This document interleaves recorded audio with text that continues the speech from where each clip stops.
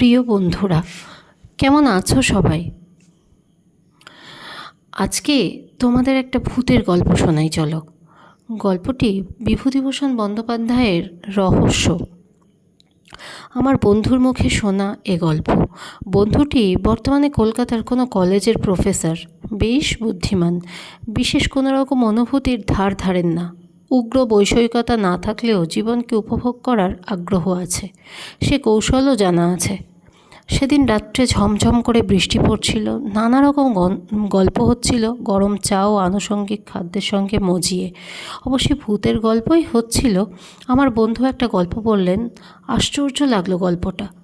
একজন বিজ্ঞানের অধ্যাপক যখন এই গল্পটা করলেন তখন এর একটা মূল্য আছে ভেবেই গল্পটা বলছি। তার নিজের কথাতেই বলি। সেবার আমি বিএ পরীক্ষা দিচ্ছি। অনার্স পরীক্ষা হয়ে যাবার পরে দিন 4-5 ছুটি পাওয়া গেল। কিসের ছুটি তা আমার এতকাল পরে মনে নেই। ভবতারণ ঘোষাল বলে আমার এক বন্ধু ছিল, ওর বাড়ি ছিল বেলঘড়েতে। ভবতারণ ক্লাসে খুব পান খেত, ক্লাসের বাইরে ঘন ঘন সিগারেট খেত, অশ্লীল কথাবার্তা বলতো, লম্বা লম্বা কথা বলতো, চালবাজির অন্ত ছিল না। তার আমার সঙ্গে খুব বনতো, এই জন্যে যে আমি নিজেও একজন দস্তুর মতো চালবাজ ছেলে ছিলাম তখন। এখন সেসব কথা ভাবলে হাসি পায়। তারপর যা বলছিলাম, অনার্স পরীক্ষা শেষ হবার দিন ভবতারণ আমায় টেনে নিয়ে গেল ওদের বাড়িতে। যাবার সময় ট্রেনে গেলাম, কিন্তু ট্রেন থেকে নেমে অনেকটা হাঁটতে হলো, কারণ ওদের বাড়িটা প্রায় গঙ্গার ধারের কাছে। কিছুক্ষণ ওর বাড়ি থেকে হঠাৎ কি একটা বিষয়ে ঘোর তর্কাতর্কি হলো ওর আর আমার মধ্যে। এমন চরমে উঠল তর্ক যে দুজনের মধ্যে হাতাহাতি হওয়ার উপক্রম। হায়রে সেসব দিন, এই রোদ এই মেঘ তখনকার জীবনে তাই ছিল স্বাভাবিক। যাই হোক, আমি ভয়ানক রেগে ওদের বাড়ি থেকে সেই সন্ধ্যাবেলায় বেরিয়ে পড়লাম। এমন জায়গায় ভদ্রলোকের থাকতে আছে?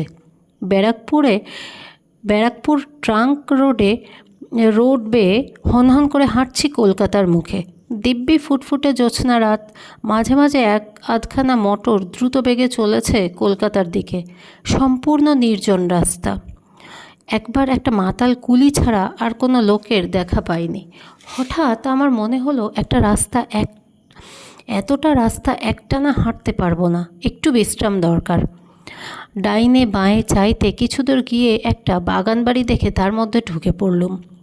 বাইরে থেকেই আমার মনে হয়েছিল এ বাগান বাড়িতে লোকজন কেউ থাকে না। আছে হয়তো এক আধটা উড়ে মালি, তাকে 2-4টি পয়সা দিলে বাগানের মধ্যে বসে একটু বিশ্রাম করতে দেবে। এখন নিশ্চয়ই একটা পুকুর আছে বাগানে, নিশ্চয়ই তার ঘাট বাঁধানো। এমন গ্রীষ্মের দিনে জ্যোৎস্না রাত্রে পুকুরে বাঁধা ঘাটে কিছুক্ষণ বিশ্রাম করবার আনন্দ অনেক দিন পরে হয়তো কপালে জুটে যাবে। বাগানের মধ্যে ঢুকে মনে হলো এ বাগানে লোকজন কেউ বাস করে না, ঘন ঘন কেউ আসেও না। লাল কাঁকড়ের পথগুলোর ওপরে 1 হাত লম্বা উলু ঘাস, ফুলের ক্ষেত আজ আগাছার জঙ্গলে ভর্তি। আরও একটু অগ্রসর হয়ে মনে হলো এ বাগানবাড়ি খুব বড় লোকের। অন্তত যে সময়ে বাগানবাড়ি তৈরি হয়েছিল সে সময়ে মালিকের অবস্থা ছিল খুব ভালো। শৌখিন রুচির পরিচয় আছে এর প্রত্যেকটি গাছপালায়, প্রত্যেকটি ইঁটে পাথরে। আগাছা ভরা ফুলের ক্ষেতের মাঝে মাঝে এখানে ওখানে পাথরের অপসরী মূর্তি। 2-1টার হাত ভাঙা, নাক ভাঙা অনেক এমন অপসরী মূর্তি আছে বাগানের এদিকে ওদিকে। কোনোটার পিঠ দেখা যাচ্ছে, কোনোটার মুখ ঝোপের আড়ালে আড়ালে। একটু দূর গিয়ে বাঁদিকের চওড়া পথ ধরলাম। পুকুরে গিয়ে পথটা শেষ হয়েছে, তবে যে ধরনের পুকুর আশা করেছিলাম এ তা নয়। অনেক কালের পুরনো পুকুর, বাঁধা ঘাট একসময় ছিল, এখন তার মাঝামাঝি প্রচণ্ড বড় ফাটল ধরেছে। রানার দুপাশে বট অশ্বত্থের গাছ গজিয়েছে। সে ঘাটে নামাও যায় না সিঁড়ির সাহায্যে। এ রাত্রে তো সাপের ভয়ে সেদিকে যেতেই আমার সাহস হলো না। ঘাটের থেকে কিছু দূরে একখানা বেঞ্চি পাতা। ক্লান্ত শরীরে বেঞ্চির ওপর শুতেই কখন যে ঘুমিয়ে পড়েছি নিজেই জানি না। আমার তন্দ্রা যখন ছুটে গেল তখন অনেক রাত। সামনের দিকে চাইতেই একটা অদ্ভুত সন্দেহ হলো মনে। আমার বেঞ্চিখানা থেকে কিছু দূরে যে অপসরী মূর্তি আমার দিকে পাশ ফিরে দাঁড়িয়ে আছে, সেটার দিকে সেটার দিকেই ঘুম ভেঙে আমার চোখ পড়ল। সঙ্গে সঙ্গে মনে হলো এতক্ষণ সে মূর্তিটা অন্য কি কাজ করছিল বা অন্যদিকে অন্যভাবে দাঁড়িয়েছিল। আমাকে জাগতে দেখেই সেটা চট করে যেন নিজেকে সামলে নিয়ে আবার পূর্ববৎ ভঙ্গিতে আড়ষ্ট হয়ে দাঁড়িয়ে রইল। আমি অবাক হয়ে সোজা হয়ে বসলাম, চোখ মুছলাম ভালো করে। ঘুমের ঘোরে? কিন্তু তা বলে তো মনে হলো না। আমি ঘুম ভেঙে স্পষ্টই দেখেছি ও পুতুলটা কি একটা করতে যাচ্ছিল, আমার সাড়া পেয়ে সামলে নিয়েছে। সমস্ত শরীর যেন অবশ, ভারী। ঘুমের ঘোর ভালো কাটেনি। রাস্তায় হাঁটবার ইচ্ছে নেই মোটে। আবার সেই বেঞ্চিখানাতেই শুয়ে পড়লাম। শোয়া মাত্র আবার কখন ঘুমিয়ে পড়েছি। ঘুম আসবার পূর্ব পর্যন্ত কিন্তু একটা কৌতূহল আমার মনে বারবার উঁকি দিয়েছে। পুতুলটা কি করতে যাচ্ছিল? আমার ঘুম ভেঙে উঠতে দেখে কি করতে করতে আবারও সামলে গেল। অনেক রাতের ঠান্ডা ফিরফিরে হাওয়ায় আমি গাঢ় ঘুমেই অচেতন হয়ে পড়েছিলাম। আবার যখন ঘুম ভাঙল তখন চাঁদ ঢলে পড়েছে পশ্চিম আকাশের গাছপালার পেছনে। ফুটফুট করছে জ্যোৎস্না। তবে পশ্চিম দিক থেকে লম্বা লম্বা গাছের ছায়া পড়েছে ফুলের ক্ষেতে, আগাছার জঙ্গলে। ঘুম ভেঙে উঠেই আমার মনে হলো আমি প্রথম যখন এই বাগানে ঢুকি তখন বাগান যা ছিল এখন তা নেই। কোথায় কি একটা পরিবর্তন হয়ে গিয়েছে বাগানের। ঘুমের ঘোর যতই ভাঙতে লাগলো আমার মনে, এ ধারণা ততই বদ্ধমূল হতে লাগলো। আগে যা ছিল তা এখন যেন নেই। কি একটা বদলে গিয়েছে, অথচ কি সেটা বুঝতে পারছি না। কি বদলে গেল, কোথায়? হঠাৎ আমার চোখ পড়ল সামনে। চোখ ভালো করে মুছলাম। পরিবর্তন ওখানেই হয়েছে যেন। আগে যা ছিল এখন তা নেই। কিন্তু কি পরিবর্তন, কি বদলে গেল? 1 মিনিট কি 1.5 মিনিট কেটে গেল।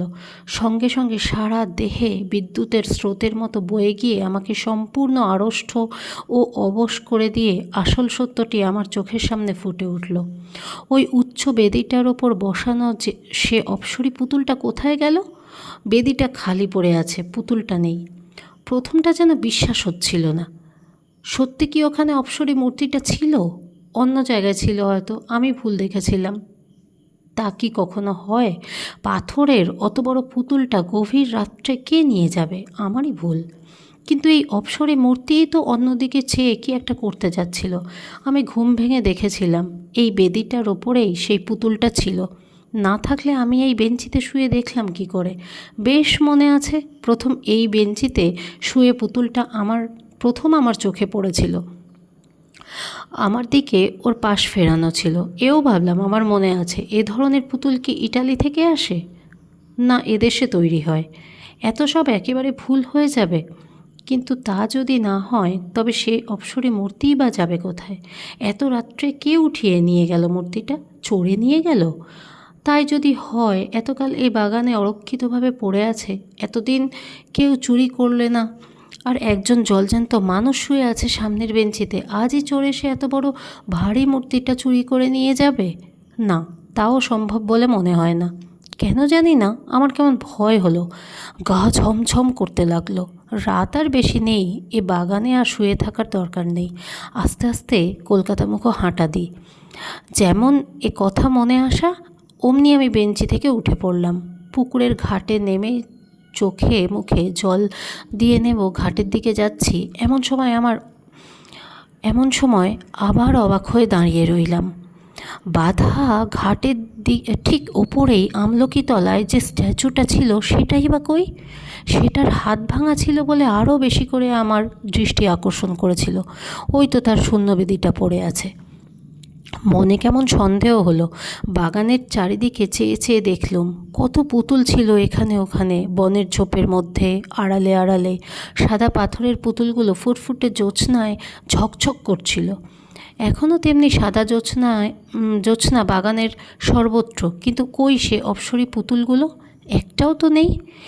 এক রাত্রে কি বাগানের সব পুতুল চুরি হয়ে গেল? এই রাত্রিটার জন্যেই কি চোরেরা ওৎ পেতে বসেছিল? আশ্চর্য! বোকার মতো চারিদিকে চেয়ে চেয়ে দেখতে লাগলাম। এতক্ষণে বুঝলাম, ঘুম ভেঙে উঠে যে ভাবছিলাম বাগানের কোথায় কি পরিবর্তন হয়েছে, সে হলো এই পরিবর্তন। বাগানময় এই মস্ত পরিবর্তনটা সাধিত হয়েছে আমার ঘুমের মধ্যে। ততক্ষণে পায়ে পায়ে গিয়ে পুকুরের বাঁধা ঘাটের ওপারটায় দাঁড়িয়েছি। হঠাৎ পুকুরের জলের দিকে চাইতে আমার কেমন যেন হয়ে গেল। সারা শরীর দোল দিয়ে উঠল ভয়ে, বিস্ময়ে।